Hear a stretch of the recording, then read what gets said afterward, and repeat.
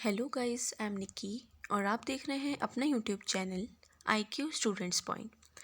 Guys, जैसा कि आप सभी को पता है कि हमने अपनी फर्स्ट यूनिट के अंदर इसका जो फर्स्ट टॉपिक था मीनिंग एंड डिबेट, इसको कंप्लीट कर लिया था। ठीक है। सो अब जो हमारा नेक्स्ट इस यूनिट के अंदर टॉपिक आता है वो है हमारे डायमेंशंस में economic, political, technological and culture dimensions आपको पढ़ने हैं। सो इस वीडियो में हम डायमेंशंस टॉपिक को कवर करेंगे एंड आपकी जो फर्स्ट यूनिट है वो कंप्लीट हो जाएगी। ठीक है स्टूडेंट। सो आप अपने मीनिंग्स एंड डिबेट्स दोनों और डायमेंशंस तीनों चीज़ों को मिलाकर अपनी फर्स्ट यूनिट के नोट्स कंप्लीट कर लेना। सर, स्टार्ट करने से पहले मैं एक डाउट और क्लियर कर दूं कि अगर आप इंग्लिश मीडियम के स्टूडेंट हैं या आप हिंदी मीडियम के स्टूडेंट हैं और आपके कोई फ्रेंड या सिबलिंग्स में से हिंदी मीडियम का स्टूडेंट है तो प्लीज़ उस बच्चे के साथ ये वीडियो शेयर कीजिए, क्योंकि मैंने इसमें इंग्लिश और हिंदी दोनों में लिख रखा है, दोनों में बच्चों की प्रॉब्लम्स को सॉल्व कर रखा है। ठीक है। देखो बच्चों, ये बहुत नॉर्मल सी बात है कि आप कोई भी मीडियम में पढ़ो लेकिन समझना हिंदी में ही पड़ता है। तो आप एटलीस्ट उन पॉइंट्स को नोट डाउन कीजिए एंड हिंदी में समझिए और उसको अपनी लैंग्वेज में करिए, क्योंकि कॉलेज लाइफ ऐसी ही होती है। कॉलेज में आपको खुद लिखना पड़ता है, रट कर नहीं आना पड़ता। ठीक है। सो आप इस चीज़ को अपने फ्रेंड्स के साथ शेयर कीजिए। और जो बच्चे बार बार कमेंट में ये बोलते हैं कि प्लीज़ इंग्लिश में भी पढ़ा दीजिए, तो देखो, अगर मैं आपको प्रॉपर इंग्लिश में पढ़ाऊँगी तो आपको समझना मुश्किल हो जाएगा। फिर आप मुझसे कमेंट में बोलोगे कि मैम थोड़ा हिंदी भी समझाया करो, इंग्लिश यूज़ मत किया करो। तो इसलिए बेटर है आप इस वीडियो को देखो, और अगर आपके कोई बहन भाई या फिर फ्रेंड में से कोई इंग्लिश मीडियम का स्टूडेंट है तो प्लीज़ उसके साथ आप ये वीडियो शेयर कीजिए। So let's start. सबसे पहले आता है हमारे वैश्वीकरण का अर्थ। देखो, आप बोलोगे कि मैम हम अर्थ तो ऑलरेडी पढ़ चुके हैं, लेकिन अगर मान लो आपका डायमेंशंस पे एक सेपरेट क्वेश्चन आ जाता है तो आपको इसका भी अर्थ पता होना चाहिए। ठीक है। देखो, वैश्वीकरण शब्द जो है सबसे पहले 25 साल पहले से ही, 25 साल मतलब इस टाइम का नहीं, पुराने टाइम का, प्लेटो का, एरिस्टोटल के टाइम का, 25 साल से पहले से भी, उनके 25 साल के पहले से भी उसको यूज़ किया जाता है, ग्लोबलाइजेशन को। क्योंकि ग्लोबलाइजेशन जो है सिर्फ इसी टाइम पे टेक्नोलॉजी वगैरह आने पर ही इतना फेमस नहीं हुआ है, इतना नहीं बढ़ा है। जब से दुनिया स्टार्ट हुई है तब से ग्लोबलाइजेशन हमारा चल रहा है। ठीक है। तो इसमें ये बहुत सारे लेखक ये मानते हैं कि वैश्वीकरण के प्रभावों को समझे बिना समकालीन अंतर्राष्ट्रीय संबंधों का अध्ययन संभव है ही नहीं।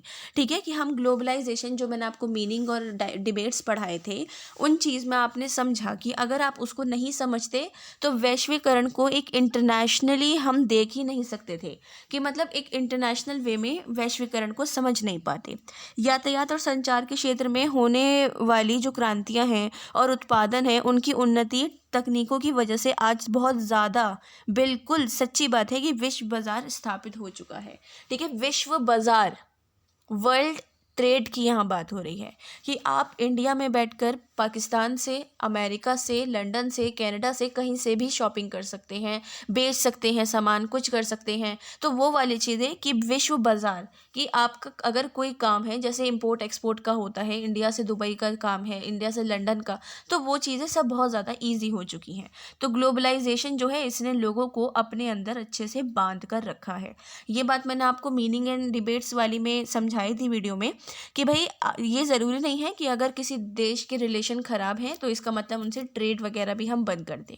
पाकिस्तान से इंडिया की कभी नहीं बनती, लेकिन पाकिस्तानी सूट, पाकिस्तानी मेकअप, पाकिस्तानी सब चीज़ें यहाँ पर मिलती हैं, बिकती हैं। ठीक है। तो वो सारी चीज़ें यहाँ ग्लोबलाइजेशन के अंदर आती हैं। वैश्वीकरण से हमारे विचार और जीवन की शैली में एक क्रांतिकारी बदलाव आया, कि मतलब वैश्वीकरण, ग्लोबलाइजेशन से हमारे थॉट्स का और हमारी ज़िंदगी के अंदर बहुत बदलाव आया है। वो बदलाव कैसे आया है वो डिबेट्स वाली वीडियो में मैंने आपको अच्छे से एक्सप्लेन कर रखा है। अब आते हैं हमारे वैश्वीकरण के मीनिंग पर। देखो, वैश्वीकरण को अलग अलग तरीके से लोगों ने बताया है, ये बात मैंने आपको बताई थी। किसी ने कुछ बोला है, किसी ने कुछ बोला है, लेकिन वैश्वीकरण को जो ठीक से एक डेफिनेशन दी गई है वो कोई प्रॉपर नहीं है। तो आप पहले जो आपने वैश्वीकरण को समझा है, आप पहले आंसर में उसको डिफाइन करोगे, देन उसके बाद जो बुक के अंदर, मतलब बुक के हिसाब से परिभाषाएं दी गई हैं, आप फिर उसको डिफाइन करोगे। ठीक है। तो वैश्वीकरण का एक डीपली मीनिंग ये देखें तो कोई भी वस्तु, सेवा, पूंजी और विचारों का स्वतंत्र प्रवाह, यानी बेरोक टोक एक देश से दूसरे देश में पहुंचना ग्लोबलाइजेशन कहलाता है। ठीक है, कोई भी वस्तु, कोई भी उत्पाद, कोई भी चीज़, जैसे अमेरिका का जो सबसे ज़्यादा इस टाइम यहाँ और पूरी कंट्री में हर जगह फैला है वो है मैकडोनल्ड। तो वही चीज़ बताई जा रही है, कोई भी वस्तु, कोई भी उत्पाद, कोई भी खान पीन, कल्चर वगैरह सब जो बिना रोक टोक के इधर से उधर फैलता है। जैसे इंडिया का जो कल्चर है वो साड़ी, सूट, सलवार और भी तरीके हैं, लेकिन क्या है मेन चीज़ कि वेस्टर्न टाइप की चीज़ें अब यहाँ पे ज़्यादा चलने लगी हैं। तो ये चीज़ हमारी ग्लोबलाइजेशन के अंदर आती है। ठीक है स्टूडेंट, तो ये था हमारा ग्लोबलाइजेशन का मीनिंग। अब आते हैं मुक्त व्यापार को बढ़ावा देने वाले प्रमुख संगठन। ठीक है, अब मुक्त व्यापार को बढ़ावा देने वाले संगठनों के अंदर दो चीज़ें आती हैं, गेट और वर्ल्ड ट्रेड ऑर्गेनाइजेशन। देखो, वैश्वीकरण की सफलता के लिए ना एक ऐसे इंटरनेशनल इंस्टीट्यूट की बहुत ज़्यादा ज़रूरत महसूस की गई जो हमारे व्यापार से रिलेटेड प्रॉब्लम्स है ना उनको निपटा सके। ठीक है, तो उसके लिए जो मतलब हालांकि जो हमारा गेट है ना, general agreement on tariff and trade, हालांकि मैं आप लोगों से इसकी डेफिनेशन फुल फॉर्म पूछ सकती थी, लेकिन आप लोग तो गूगल से देख के ही बताओगे तो क्या फ़ायदा, सामने होते तो पूछती भी।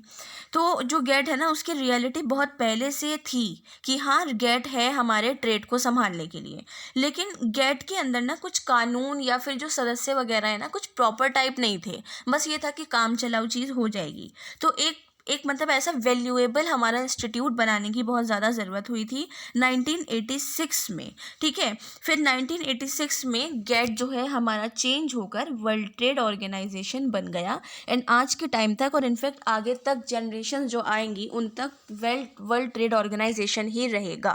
ठीक है, तो वर्ल्ड ट्रेड ऑर्गेनाइजेशन को 1995 में रियलिटी में लाया गया था, और अब मैंने भी बोला कि गेट को 1996 में हटाकर वर्ल्ड ट्रेड किया गया था। देखो 1995 में तो ये आ गया था वर्ल्ड ट्रेड ऑर्गेनाइजेशन, लेकिन जो बिल्कुल इम्प्लीमेंट वगैरह सब हो गया था वो 1996 में हुआ था। ठीक है, उसके एक साल बाद। तो वर्ल्ड ट्रेड ऑर्गेनाइजेशन का जो हमारा हेडक्वार्टर है ना वो जिनेवा में है, इस बात को आप याद रखना। इसके अंदर कुल 2012 में 158 सदस्य देश शामिल थे। ठीक है, तो अब बेटर रहेगा आप इसको गूगल करके देख लेना कि अब कितने हैं, एक दो ही बड़े होंगे या फिर एक दो कम हुए होंगे, इससे ज़्यादा नहीं। ठीक है, इसका प्रमुख काम क्या था कि बहुपक्षीय व्यापार समझौतों के लिए मंच के रूप में काम करना। बहुपक्षीय अलग अलग समझौते जो होते हैं, व्यापार समझौते, उनके लिए काम करना। दूसरा कि अलग अलग व्यापार समझौतों को इम्प्लीमेंट करना। तीसरा व्यापारिक विवादों को निपटाना कि ट्रेड को लेकर भी काफ़ी प्रॉब्लम्स और चीज़ें इकट्ठी हो जाती हैं।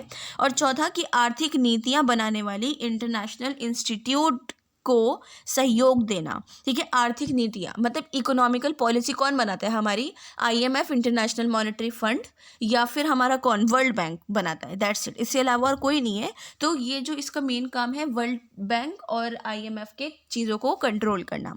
तो जो हमारी वर्ल्ड ट्रेड ऑर्गेनाइजेशन है ना, इसका मुख्य जोर सदस्य देशों के बीच इंटरनेशनल रिलेशन को और इंटरनेशनल ट्रेड को बढ़ाना है।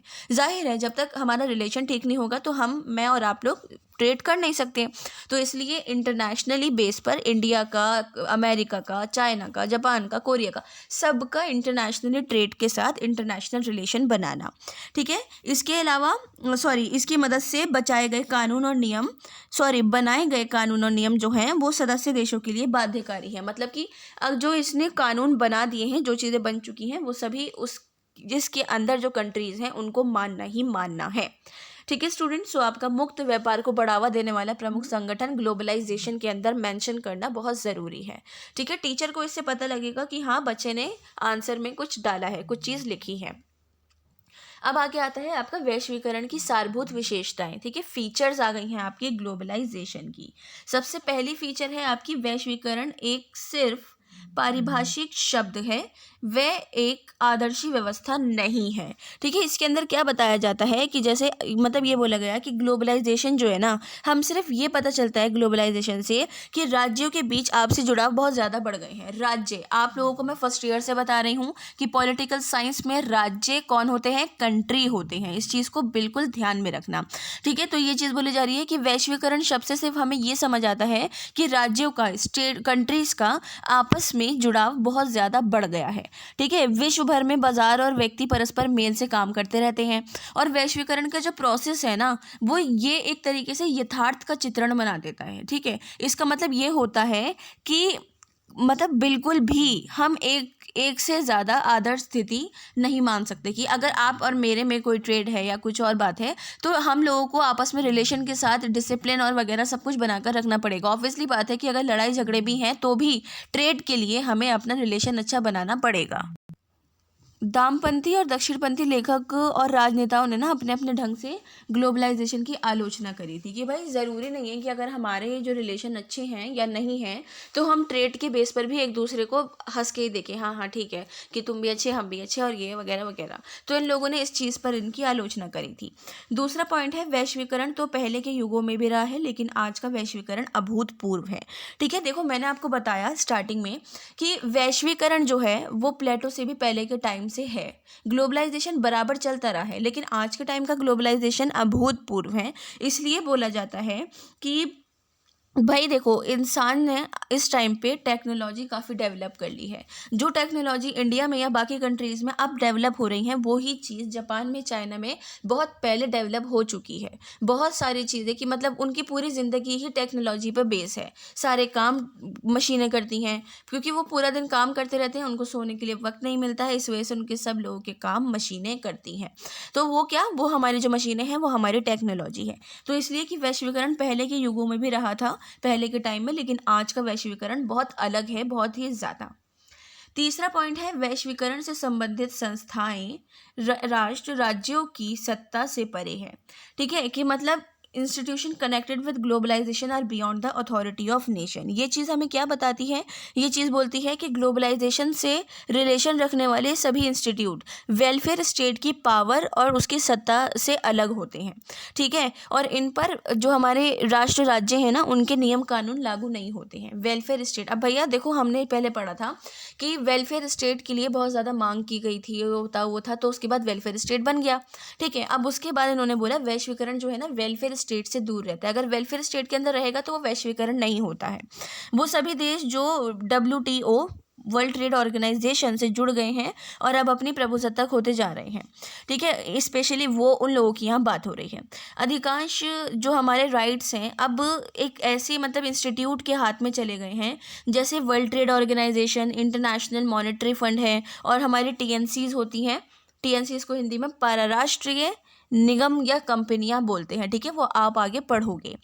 तो इन सब चीज़ों के हाथ में हमारे एक तरीके से राइट्स वगैरह चले गए हैं और वो सभी जो आज बहुत इम्पॉर्टेंट भूमिका निभाते हैं ना वो नॉन गवर्नमेंटल ऑर्गेनाइजेशंस हैं, NGOs। ठीक है, उनके अंदर आती हैं। तो इसके अलावा जो क्षेत्रीय संगठन की भूमिका भी है ना वो मतलब रेगुलर चलती रहती है।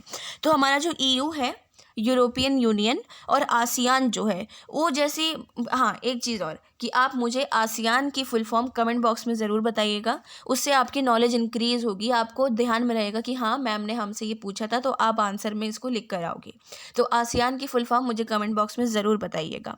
तो आसियान जो है ये इस टाइप के जो इंस्टीट्यूट है ना इनको हमने एक वैकल्पिक केंद्र समझ लिया था कि भाई हम जो वैकल्प कर रहे हैं, हम जो सोच रहे हैं, समझ रहे हैं, ये सारी चीज़ें उसको इम्प्लीमेंट कर रही हैं और अच्छे से चला रही हैं। तो यही सभी जो संगठन थे सिर्फ एक नॉर्मल लेवल पे नहीं, इंटरनेशनल लेवल पर भी चलते आ रहे हैं और चलेंगे। एंड इसके अंदर आपका लास्ट पॉइंट है विश्वव्यापी सामाजिक आंदोलन, ग्लोबलाइज सोशल मूवमेंट की यहाँ बात हो रही है। ठीक है, तो देखो जो हमारे ग्लोबलाइजेशन का प्रोसेस है ना उसने लोगों की सामाजिक और सांस्कृतिक मतलब उसकी सोशल और उसकी कल्चर जो सोच है उसको भी बहुत बहुत ज़्यादा प्रभावित किया। ठीक है, कि आज के टाइम पे जो बहुत पुराने पुराने पंडित के घराने से रखते हैं बिलोंग या फिर बहुत ज़्यादा पर्दे के घराने से फिर बिलोंग रखते हैं वो भी वेस्टर्न कल्चर को अपनाते हैं। तो जो सामाजिक और हमारे कल्चर चीज़ों ने डेवलप किया है दिमाग को, तो ये वाली चीज़ें ग्लोबलाइजेशन के अंदर आती है। इसने एक ज़िंदगी को नया मोड़ दिया है, एक अलग राह दिखाई है। और अब जो हमारे मानवाधिकार हैं, ह्यूमन राइट्स, महिलाओं के पर्यावरण के और शांति से संबंधित आंदोलन के लिए राष्ट्रीय आंदोलन ही नहीं रह गए हैं, वो इंटरनेशनल लेवल पे हो गए हैं। ठीक है, कि अगर इन्वायरमेंट के लिए अगर यहाँ छिड़ेगा प्रोटेस्ट होगा तो आउट ऑफ इंडिया भी प्रोटेस्ट होगा, आउट ऑफ इंडिया, इंडिया से बाहर। तो ये चीज़ हमारी बताई जा रही है। अब आ जाओ वैश्वीकरण के कारण। देखो, जो हमारे फ्रीडमैन नाम के फिलोसोफर हैं, उन्होंने बोला कि वैश्वीकरण ने व्यक्तियों, कंपनियों और राष्ट्र राज्यों के लिए ये सुलभ बना दिया कि वे बहुत शीघ्र और तेज़ी से और बहुत बड़े सत्ते में सारी दुनिया के साथ संबंध रख सके। ठीक है, हमारी बहुत सारी कंपनीज ने, ट्रेड्स ने, कल्चर ने, इंसानों ने और हमारे स्टेट्स ने, सब ने ये बता दिया कि हम लोग दुनिया के साथ बहुत बहुत बहुत बड़े लेवल पे जुड़े हुए हैं। कहीं ना कहीं क्यों कहते हैं कि दुनिया गोल है, आप कहीं भी जाओगे घूम फिर के वहीं आ जाओगे। ठीक है, तो इसलिए बोला जाता है कि दुनिया गोल है। अब इसमें वैश्वीकरण के दो कारण बताए जाते हैं। सबसे पहला टेक्नोलॉजी और दूसरा डेमोक्रेटाइजेशन। ठीक है, अब टेक्नोलॉजी में आप लोगों को मैं ये बताती हूँ कि पिछले 3 दशक, 3 पीढ़ियाँ पीछे जाओ, उसमें टेक्नोलॉजी का एक नाटकीय परिवर्तन था। मतलब उसके अंदर ये था कि हाँ, थोड़े बहुत चेंजेस आने हैं या फिर हो सके, क्योंकि टेक्नोलॉजी उस टाइम पे इतनी नहीं थी। लोगों का सारा काम हाथ से होता था, मशीनें नहीं थी, लेकिन धीरे धीरे धीरे धीरे छोटी छोटी मशीनों ने डेवलप करना शुरू करा। लेकिन मशीनों का अगर हम धीरे धीरे डेवलपमेंट देखें तो सबसे पहले कैमरा है, टेलीविज़न है, रेडियो है, उन्होंने तो 30, 40, 50, 80 कितने करोड़ साल पहले ही अपना सामने आ गए थे। ठीक है, खैर करोड़ तो ज़्यादा हो गया, कुछ ही 18 सेंचुरी की या 15 सेंचुरी की बात है, सॉरी। ठीक है, तो अब ये वाली बात बोली जा रही है कि इस संबंध में हम इन कारकों को ध्यान से देखेंगे। जैसे सस्ती टेलीफोन सेवा है, ईमेल है, कंप्यूटर है, जेट विमान होते हैं, इंटरनेट है, बहुत बड़े बड़े सामुद्रिक जहाज़ होते हैं, जिनकी वजह से जो पूरी दुनिया है ना, वो अलग अलग देश पहले की अपेक्षा ज़्यादा एक दूसरे के आसपास आ चुके हैं। ठीक है, जैसे कि पेट्रोल हम अगर बाहर से लेते हैं तो पेट्रोल के ज़रिए उस कंट्री से हमारे रिलेशन भी अच्छे बने। अब उसका जो जहाज़ है, कुछ है, वो हमारे भी समुंदर में होकर आएगा, तभी तो हम तक पेट्रोल पहुंचाएगा। तो वही चीज़ कि भाई वो अरेबियन सी के पास और अंडमान निकोबार के पास होता हुआ, ये होता हुआ जहाज़ फिर आएगा। अब ऐसे अगर लड़ाई झगड़े होंगे तो अंडमान निकोबार और अरेबियन सी इंडिया के पास लगता है, इंडिया तो आने ही नहीं देगा भाई, क्यों आने दूं मैं। तो ये वाली चीज़ कि इन सब चीज़ों ने, इंटरनेट ने और इन सब चीज़ों ने हम लोगों को आपस में बहुत अच्छे से जोड़ दिया है। ठीक है, अब इंसान और जो उसकी चीज़ें हैं ना, उसकी तलब होती, मतलब उसकी नीड, उसकी ज़रूरत बहुत ज़्यादा बढ़ चुकी है, बहुत ही ज़्यादा बढ़ चुकी है। जो हमारे टेक्निक है, पैसे हैं, मशीनें हैं, कारखाने हैं, उन सभी को बनाने वाली वस्तुएं और व्यक्ति से एक देश से दूसरे देश में आ जा सकते हैं। ठीक है, एरोप्लेन है, एरोप्लेन लोग ज़्यादातर इंडिया में ही आपस में, मतलब स्टेट्स में घूमने के लिए करते हैं। एरोप्लेन से चाहें या जहाज़ से चाहें हम लोग आउट ऑफ इंडिया जा सकते हैं, पानी का जहाज़। ठीक है, तो वो वाली चीज़ कि हम लोग, अगर हमें दुबई जाना है कहीं, तो हम रात की फ़्लाइट में बैठे अगले 2-3 दिन में पहुंच गए। तो वो चीज़ बोली जा रही है। संचार क्षेत्र में आई जो क्रांति थी, उसके कारण पूंजी का निवेश बटन दबाते ही कहीं से कहीं कर सकता है। ठीक है, पूंजी, पैसे, आज आप यहाँ बैठ के मुझे पेटीएम कर सकते हैं, मैं पैसे भेज सकती हूँ, आपको मुझसे या मुझे आपसे मिलने की कोई नीड ही नहीं है। तो वो वाली चीज़ यहाँ बताई जा रही है। ठीक है, साथ में जो हमारे टेक्निक्स हैं, उसका डेवलपमेंट इंसान ने धीरे धीरे करा, लेकिन आज के टाइम पे बहुत बहुत बहुत ज़्यादा कर लिया है।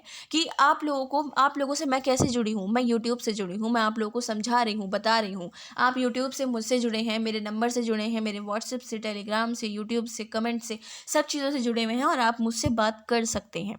तो वो चीज़ कि टेक्नोलॉजी का सबसे बड़ा एक कारण माना जाता है ग्लोबलाइजेशन में। एंड दूसरी चीज़ है हमारा लोकतंत्रीकरण। अब लोकतंत्रीकरण कैसे माना जाता है भाई, इस चीज़ को समझो। देखो, जब साम्यवाद था ना, उसका जब विघटन हो गया था, ख़त्म हो गया था, तो डेमोक्रेसी का प्रोसेस शुरू हो गया था।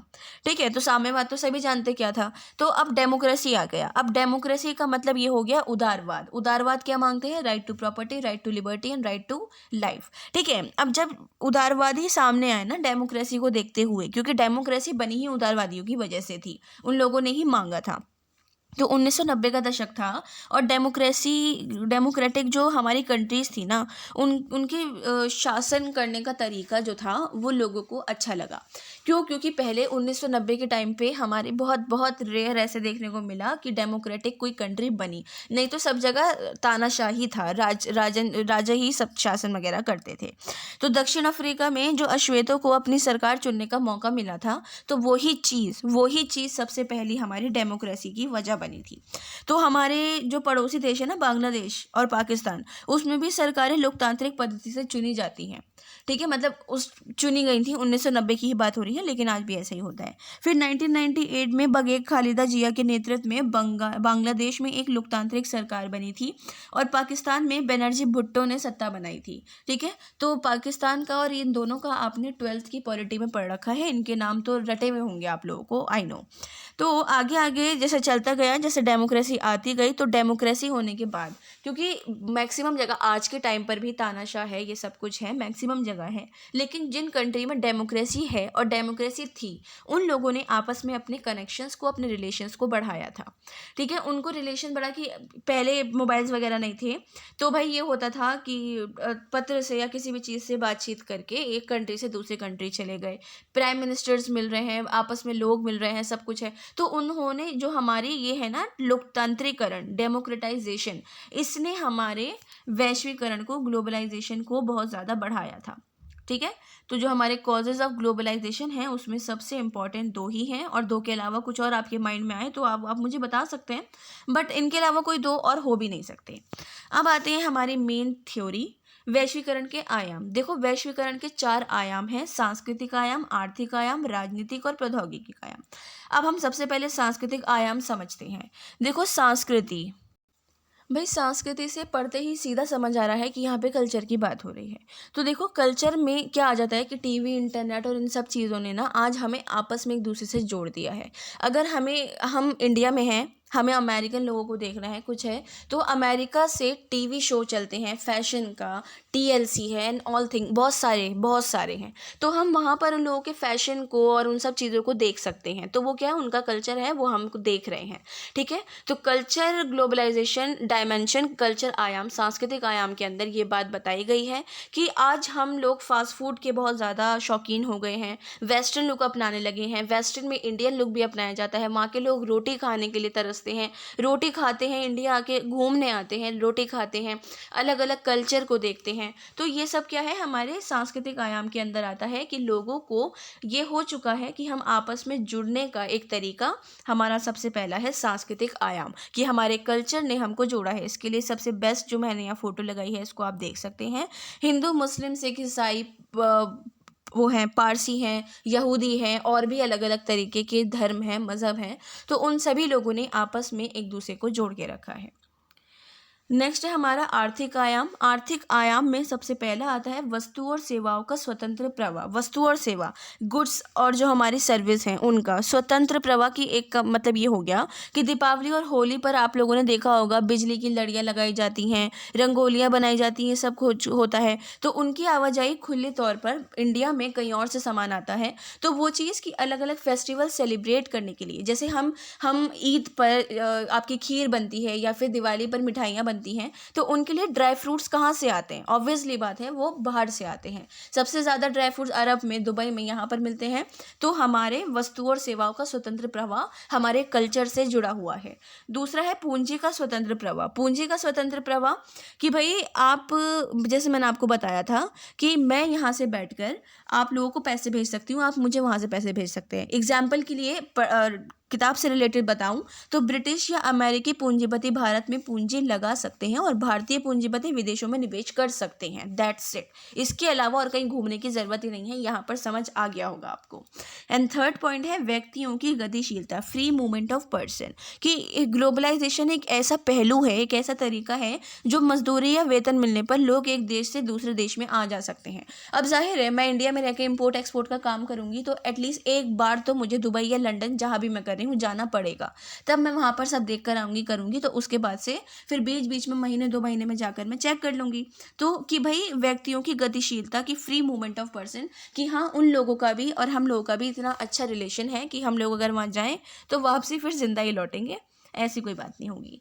नेक्स्ट आयाम है आपका राजनीतिक आयाम। राजनीतिक आयाम में सबसे पहला टॉपिक है राज्यों की सुरक्षा की सोच भी बदल चुकी है। राज्यों की सुरक्षा, ठीक है। इसके अंदर मतलब पहली बात ये बोली जा रही है कि जो हमारे इंटरनेशनली बेस पे दंगे, लड़ाई झगड़े हैं, जैसे चाइना है इंडिया पर कब्जा करना चाह रहा है, ठीक है, तो वो चीज़ अभी रुकी हुई है। चाइना इतना पावरफुल है कि वो ये सब कुछ कर सकता है, लेकिन वो फिर भी रुका हुआ है क्योंकि उसको इंडिया से ट्रेड करना है, अपनी चीज़ें यहाँ बेचनी है, तो वो अपने चीज़ों को बिगाड़ेगा नहीं, क्योंकि ऑब्वियसली बात है चाइना अगर आक्रमण करेगा तो उसको कई साल लगेंगे यहाँ पर अपनी हुकूमत करने के लिए, तो उस बीच में खामखा लड़ाई झगड़े होंगे। फिर हमारी जो यूएन है, यूनाइटेड नेशन, वो हमारी हेल्प करेगी और चाइना वापसी चला जाएगा, लेकिन उससे क्या होगा, हमारे ट्रेड जो है वो खराब हो जाएंगे। ठीक है। दूसरा पॉइंट है संघर्षों को नियंत्रित करना अब ज़्यादा आसान हो गया है। संघर्षों को मतलब कि ये बोला जा रहा है कि राज्यों की सीमा और उनकी असीमित शक्तियों को रोक लगाने का काफ़ी अच्छा हेल्पफुल एक वो रहा है कि यातायात या फिर संचार साधन की जो क्रांति हुई थी उससे बहुत ज़्यादा लाभ हुआ। अब तेज़ गति वाले विमानों की सहायता से बहुत जल्दी कहीं भी हम लोग मिल सकते हैं, या फिर और भी चीज़ें हैं, इंटरनेशनली कोई चीज़ें हैं, या फिर हमें कहीं जाना है, रात को फ्लाइट में बैठे अगले 3 दिन 4 दिन में पहुंच गए। लेकिन पुराने ज़माने में कितने कितने दिन जहाज़ चलते थे, तब जाकर लोग पहुंचते थे। तीसरा है सार्वभौमिक राजनीतिक संस्कृति का निर्माण, यूनिवर्सल पॉलिटिकल कल्चर। ठीक है। यूनिवर्सल पॉलिटिकल कल्चर हमारा क्या होता है, राजनीति के बिहाव पर हमारी संस्कृति।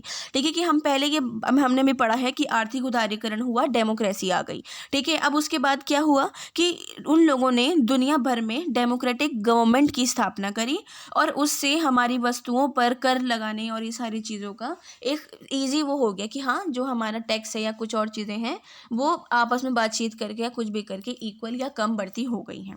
चौथा है हमारा राज्य के कल्याणकारी कार्यों में कटौती। राज्य के कल्याणकारी कार्यों में कटौती में 20वीं सेंचुरी की हम बात करेंगे, और 20वीं सेंचुरी में जैसे रोजगार है, शिक्षा है, इन सभी को जुटाने के लिए राज्यों ने अपनी रिस्पॉन्सिबिलिटी को समझा, और राज्यों ने क्या करा, जैसे कि उन्होंने ये करा कि अलग अलग कार्यक्रम चला दिए। उसमें जैसे गवर्नमेंट ने शिक्षा फ्री कर दी और ये कर दिया वो कर दिया, तो वो सारी चीज़ें आ गई हैं। एंड लास्ट है आपका प्रौद्योगिक आयाम। प्रौद्योगिक आयाम में आपका सबसे पहले आता है नागरिक विमानन। ठीक है। नागरिक विमानन का मतलब यहाँ पर आ जाता है कि हमारे यातायात और बाकी सब चीज़ों में काफ़ी ज़्यादा चीज़ें देखने को मिली हैं अच्छी अच्छी वाली, और हम लोगों को ये हो गया कि हम एक जगह से दूसरी जगह जा सकते हैं काफ़ी ईजिली। दूसरा है संचार और सूचना प्रौद्योगिकी, कि इंटरनेट से, वीडियो कॉल से, वॉइस कॉल से, हाँ, अब इन सब चीज़ों से हम एक जगह से दूसरी जगह बातचीत कर सकते हैं बहुत ईजिली। व्यापार भी कर सकते हैं और पढ़ाई भी कर सकते हैं, सब कुछ कर सकते हैं। दूरदर्शन, टेलीविज़न ने अपना सबसे अच्छा काम ये करा कि जब से स्टार्ट हुआ हमें न्यूज़ देखने को मिली। न्यूज़ से हमें ये पता लगा अमेरिका में, लंदन में, इंग्लैंड में, सब जगह क्या कहाँ पर क्यों हो रहा है। ठीक है। और चौथा पॉइंट है विदेशी पूंजी का सीधा निवेश।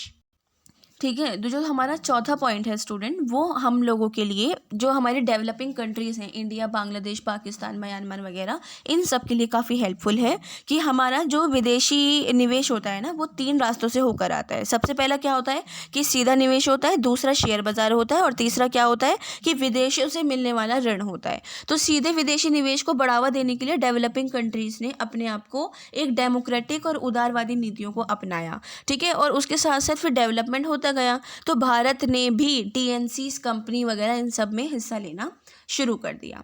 अब ये जो थी आपकी फर्स्ट यूनिट, ये कंप्लीट हो गई है। इसका निष्कर्ष नहीं है, क्योंकि ग्लोबलाइजेशन का निष्कर्ष अगर आप लिखोगे तो टीचर आपको ढूंढ के मारेगा कि भाई जो हमारा वैश्वीकरण है, भूमंडलीकरण है, वो तो जब तक दुनिया चल रही है वो चलता ही रहेगा, तो उसका कॉन्क्लूजन हो ही नहीं सकता। ठीक है। अब अगर बाई चांस क्वेश्चन में कॉन्क्लूजन मेंशन है कि इसका निष्कर्ष लिखो, तो अपनी सारा जो आपने याद करा है, जो मैंने समझाया है, उसके बिहाफ पे निष्कर्ष लिख देना। अगर नहीं समझ आ रहा निष्कर्ष में क्या लिखना है, तो आप मुझसे कमेंट बॉक्स या टेलीग्राम पे पूछ लीजिए, क्योंकि वीडियो आपकी काफ़ी बड़ी हो गई है, मैं नहीं समझा सकती। ठीक है। तो अब हम नेक्स्ट क्लास में अपनी सेकंड यूनिट स्टार्ट करेंगे। सेकंड यूनिट में हम यूनाइटेड नेशन और वर्ल्ड ट्रेड ऑर्गेनाइजेशन को पढ़ेंगे, फिर उसी यूनिट के दूसरे पार्ट में ब्रिक्स और एमएनसीज एंड टीएनसीज पढ़ेंगे। आई होप आप लोगों को इस वीडियो के रिगार्डिंग कोई भी डाउट नहीं रहा हो। इनकेस कोई भी डाउट हो या सजेशंस हो, तो आप मुझसे कमेंट बॉक्स या टेलीग्राम चैनल पे पूछ सकते हैं। So thanks for the watching and best of luck all.